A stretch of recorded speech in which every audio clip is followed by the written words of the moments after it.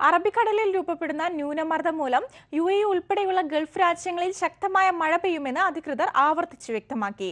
ബുധനാഴ്ച രാത്രി മുതൽ മഴ ആരംഭിക്കുമെന്നാണ് മുന്നറിയിപ്പ്. അതേസമയം കനത്ത മഴ കാരണം UAEയിൽ വിമാനങ്ങൾ വൈകുമെന്ന് എയർലൈൻ കമ്പനികൾ മുന്നറിയിപ്പ് നൽകി. ദുബായ് ബ്യൂറോയുടെ റിപ്പോർട്ട്. അറബിക്കടലിൽ രൂപപ്പെടുന്ന ന്യൂനമർദ്ദം വ്യാഴാഴ്ച ഗൾഫിൽ ശക്തമാകും. ഇതോടെ UAE ഉൾപ്പെടെയുള്ള ഗൾഫ് രാജ്യങ്ങളിൽ ശക്തമായ മഴ പെയ്യുമെന്നാണ് അധികൃതർ ആവർത്തിച്ച് വ്യക്തമാക്കുന്നത്. ഇപ്രകാരം ബുധനാഴ്ച രാത്രി മുതൽ മഴ ആരംഭിക്കും. 22 മുതൽ 45 മില്ലിമീറ്റർ വരെ മഴ ലഭിക്കുമെന്നാണ് സൂചന. വ്യാഴാഴ്ച രാത്രി വരെ UAEയുടെ വിവിധ ഭാഗങ്ങളിൽ മഴ പെയ്യുമെന്നാണ് കാലാവസ്ഥ പ്രവചനം.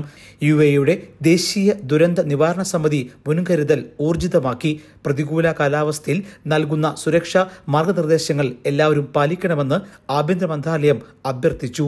ഇതിനിടെ കനത്ത മഴ കാരണം വിമാനങ്ങൾ വൈകുമെന്ന് എയർലൈൻ കമ്പനികൾ മുന്നറിയിപ്പ് നൽകി.